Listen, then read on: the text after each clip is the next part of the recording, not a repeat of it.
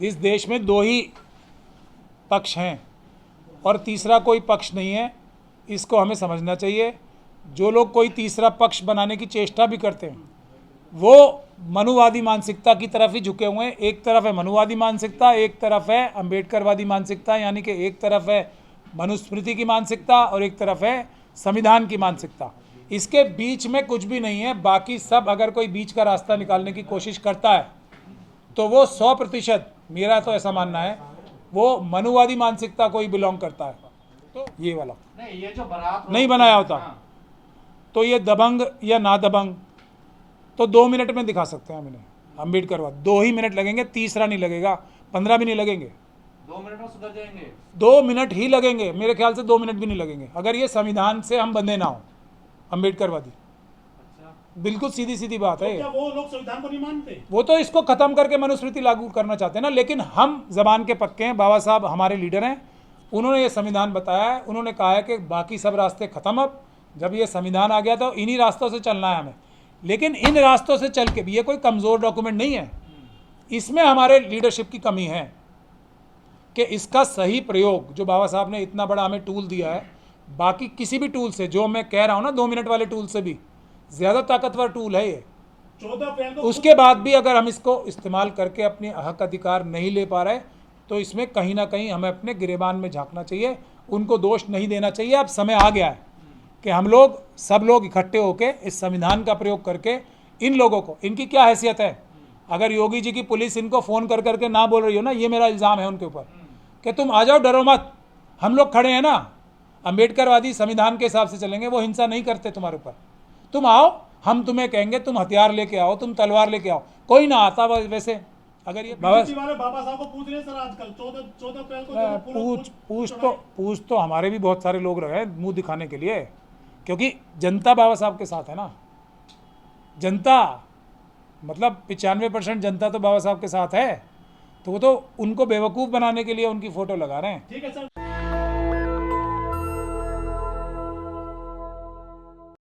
मनुवादी मानसिकता रखना पाप है, इसके अलावा कोई भी चीज़ पाप नहीं है।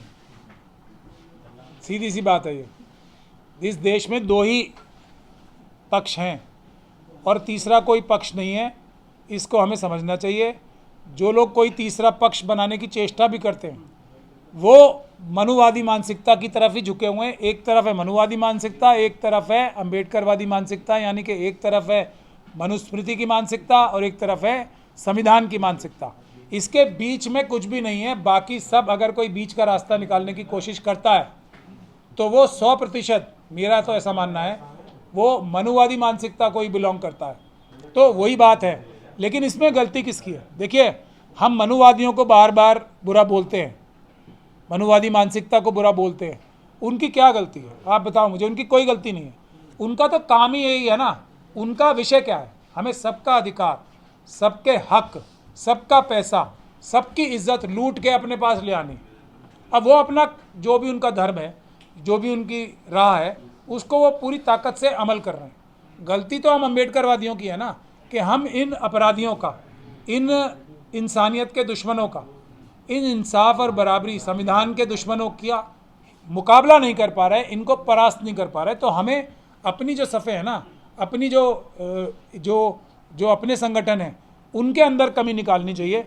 मनुवादी तो अपना काम ईमानदारी से कर रहे हैं, अंबेडकरवादी अपना काम पूरी ईमानदारी से नहीं कर पा रहे हैं, और उसका दोष मैं पूरा हमारे नेतृत्व को देता हूं, क्योंकि जनता जो है बहादुर है हमारी, नंबर्स भी हमारे ज़्यादा हैं, ईमानदार भी ज़्यादा है, मतलब होशियार भी ज़्यादा है।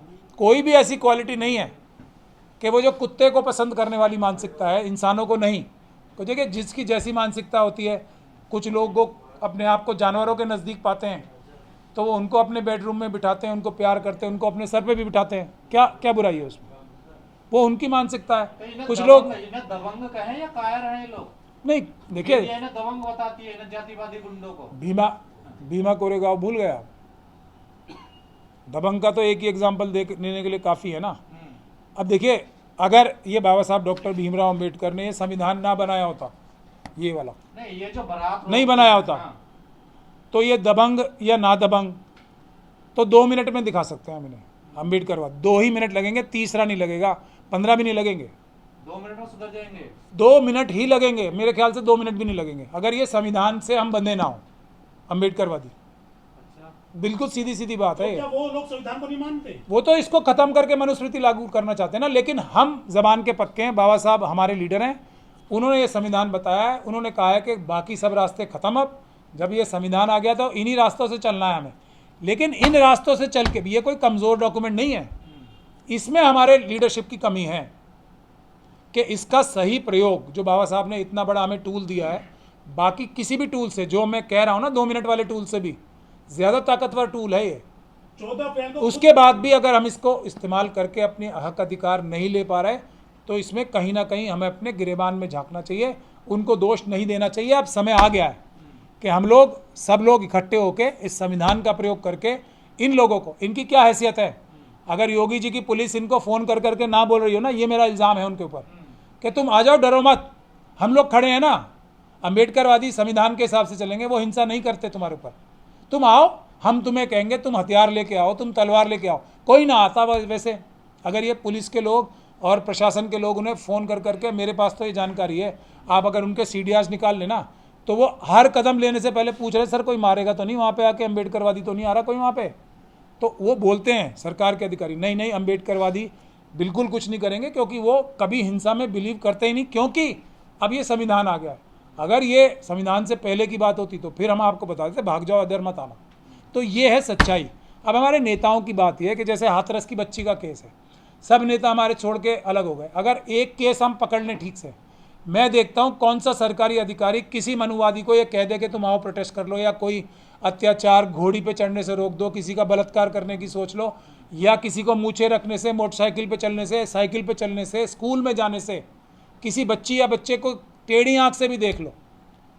हमें एक केस को मॉडल केस बना के, और इसमें मैं गारंटी के साथ कह रहा हूँ, यूपी के बड़े बड़े अधिकारी, चीफ सेक्रेटरी और जो डायरेक्टर जनरल ऑफ पुलिस हैं, हाथरस की बच्ची के केस में जेल जाएंगे। लेकिन क्या हम लोग एक ही केस को एग्जाम्पल बना के आगे बढ़ सकते हैं? हम लोग कर रहे हैं उस पर लड़ाई, लेकिन सिर्फ अदालत में लड़ाई लड़ने से नहीं होगा ना, आंदोलन होगा तो 80% फ़ायदा मिलेगा। एक हाथरस का केस हम इसके अंजाम तक पहुंचा दें, उस बच्ची को जलाने का, तो ये सब एक लाइन में। दहाड़े हो रहे हैं ना, ये तो खुलेआम धमकियां दे देकर हो रहे हैं। तो हाथरस की बच्ची का केस दिन दहाड़े नहीं हुआ था। एक केस को मैं इसलिए कह रहा हूँ ना, हमारे ऊपर अत्याचार रोज़, हर सेकंड, हर घंटे होते हैं। एक केस को एग्जाम्पल बना के हम मिसाल कायम कर दें कि चीफ सेक्रेटरी तक नहीं बचेगा, डायरेक्टर जनरल ऑफ पुलिस तक नहीं बचेगा, क्योंकि उसने अपराध किया, सबूत मिटाए, लाश जलाने में, बच्ची की लाश जलाने में इनका डायरेक्ट हाथ था। इतने सबूत हैं हाथरस के केस में। पूरे देश के सभी पुलिस अधिकारियों को 1 मिनट में मैसेज मिल जाएगा, 1 मिनट में। लेकिन हम लोगों की कमी है कि सब लोग मिलके जो मुख्य मुद्दा है और जिससे सारे मुद्दे कवर होंगे। अब आज मैं आह्वान कर रहा हूं अपने सारे लीडर्स से, हम अदालत में केस लड़ ही रहे हैं मजबूती से, आप हाथरस की बच्ची के केस का आंदोलन शुरू करो पूरे देश में। ये सारी प्रताड़नाएं पूरे देश में रुक जाएंगी, मैं गारंटी। केस लड़ते हैं और वकील लड़ने तो छूट जाते हैं ना, सारे अपराधी तो बाहर घूमते हैं। नहीं, वो तो मिली भगत से छुटे हैं। हाथरस की बच्ची की तो जो लेडी वकील थी, क्या नाम है उनका, सीमा कुशवाहा साहिबा, वो तो बीजेपी में चली गई ना, पत्ते खुल गए, उनको लगाया गया था यहाँ। उसमें कुछ अपने लोग भी इन्वॉल्व थे, उनको लगाया इसलिए गया था कि ये इतना बड़ा विषय बन चुका है पूरी दुनिया का, तो इसमें किसी प्रकार से इनको धोखाधड़ी करके इनको बरी कराओ। और धोखाधड़ी करने की हमने अपनी अपील में भी लिखी है बात। ये वकील साहिबा थी जो उनकी हितैषी बन के उनका नुकसान कर रही थी। वो तो कहती थी कि मैं अम्बेडकरवादी वकील हूँ। तो वो अब नज़र आ गया ना, मैं कहने से नहीं होता ना, अब नज़र आ गया ना कहाँ चली गई आरएसएस और बीजेपी की तरफ।